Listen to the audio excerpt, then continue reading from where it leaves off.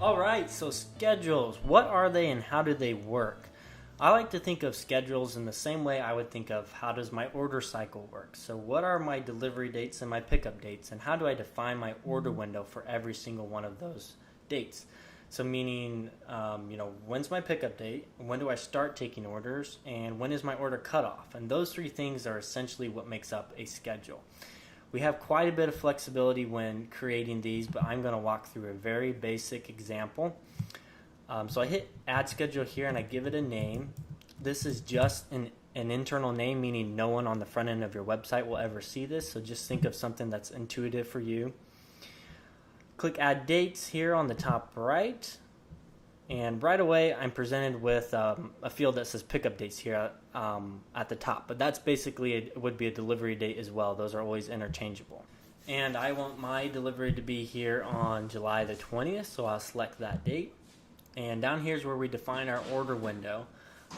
So in my example, let's say I'm ready to start taking orders immediately. I would select the current date here for July 9th as my start date. And let's say I want the cutoff to be there on Wednesday the 18th. That way I have the 19th to fill my orders for a delivery on the 20th. So again, basically Wednesday at midnight is when my cutoff is going to be. After that time, my customers would no longer have the opportunity to place a order for delivery on the 20th. So let's click apply here. This is basically step one. Step two would be to assign pickup locations to this schedule, or delivery zones if that's what you're working with. And multiple locations can share the same schedule if they share the same ordering cycle. So maybe if I have the same truck that takes the same route every week, I can assign every single location that truck is going to stop at, because obviously they're going to share the same order window or the same cycle. And we assign locations or zone the schedules basically on the location level. So I don't do it here at my schedule. I would go into whichever, basically the pickup location or delivery zone of my choice. And this is basically a mirrored example for delivery zones, but I'm going into a pickup location here. And I'm going to go to schedules down here at the bottom right and assign it to the one we just created.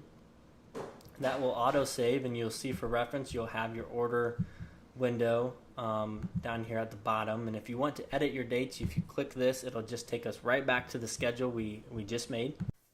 And on the flip side down here, I have all of my pickup locations that I assigned to this schedule for reference as well. And if I had assigned a delivery zone instead to this schedule, going about it the exact same way, it's literally the exact same process, that would appear down here instead. But again, that's pretty much the bare bones basics. One quick tip, let's say that this is a delivery schedule that repeats for us on a routine cycle, so maybe monthly or weekly. We built a handy feature to help you add multiple or repeating dates, and that's this checkbox down here. If we check it, we'll get the option to repeat this delivery or these date fields up here on a weekly basis, every 4 weeks, what have you. I'm going to set mine to weekly, and I want these dates to repeat until, let's say, the end of the year. That way I can add all of my deliveries instead of hard keying every single one till December 31st.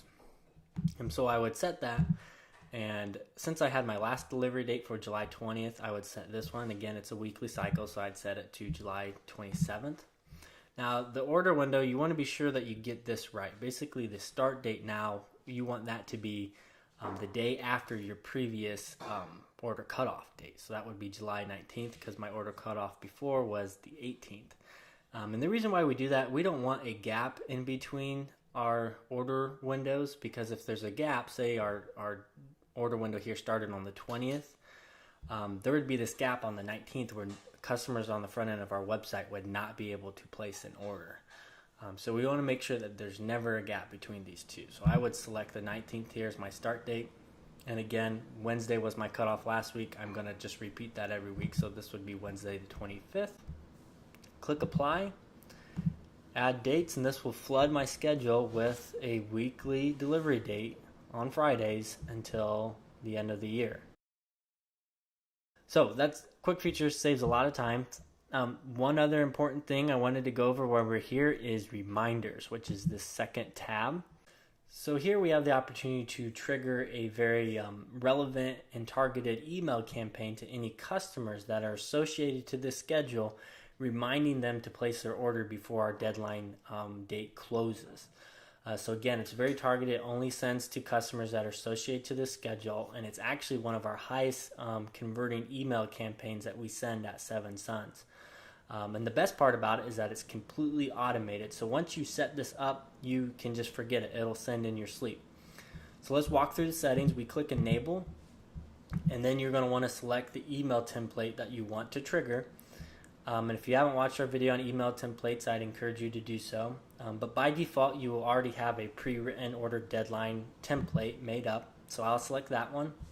And down here is basically the days before your deadline that you want this email to trigger. So if you set this to 0, it will send the day of our deadline at 8 o'clock in the morning. And if we hit save here, it gives us the opportunity to trigger a secondary or a final reminder email to send out. So maybe you would send one the day before the deadline closes and one the day after, or the day of, I'm sorry. Now, the only thing to note here, if you want to make a change to your email template, you'll want to always do so 24 hours before this email is triggered to send, because this email will actually be scheduled to send out 24 hours in advance to accommodate any time zone differences between where your customers might be located. So that way, this email would always trigger to send at 8 o'clock local time.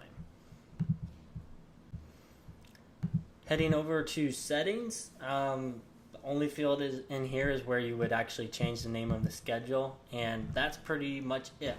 I hope you guys enjoyed the breakdown, and be sure to move on to the next video to learn more about how to make Gray's Cart your own.